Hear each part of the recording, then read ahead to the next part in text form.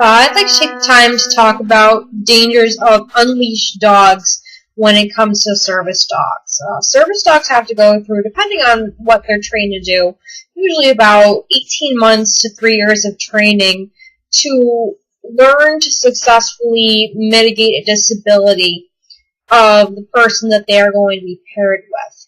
And in order to do this, because they go everywhere in public with the person, they go to the grocery store, department stores, hospitals, just anywhere you as a healthy person goes, the service dog goes with the handler. They have to have a very stable temperament. That means that they can't be aggressive towards people.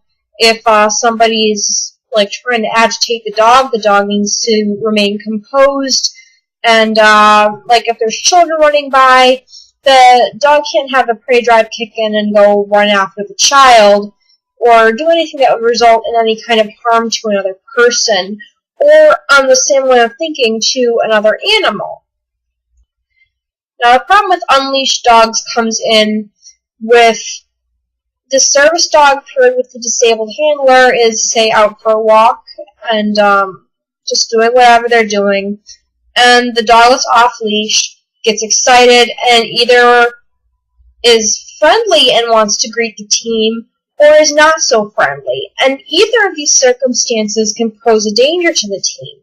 For example, if the service dog is used for mobility and it's helping a person stay balanced, even a friendly dog running up to try and play with that service dog, throwing that service dog off balance can make the handler fall and potentially injure themselves, hit their head on the ground, any kinds of injury, which you as a dog owner, for failing to control your dog, you're going to be liable for that. And in some states, that's a crime, and it can have repercussions for you personally, as well as for your dog.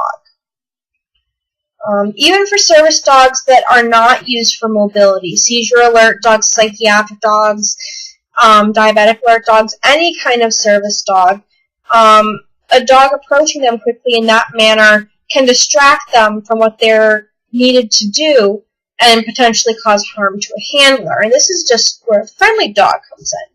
Then you have the issue of aggressive dogs, where the dog bites or even mauls the other dog to the point where the service dog is killed or just put out of commission.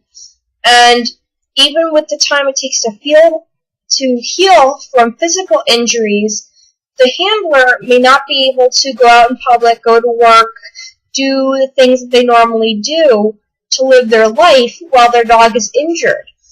And that's even if the dog is able to recover enough to go back to work. It's also important to note that not just physical injury can cause a service dog to have to retire. Even a psychological injury from an off-leash dog charging at the dog can make the dog fearful. And the number one cause of aggression with dogs is from fear. So if every time a dog passes that service dog now, that service dog lunges or becomes afraid, it is not going to be able to do its job. If the dog becomes fearful, it can ruin the temperament, it won't be able to work in public, and that's a loss of the handler's mobility and ability to live their life. So it's really just simple. Just any dog that you see could be a service dog, and just because your dog is friendly does not mean that everyone else's dogs wants to interact with them.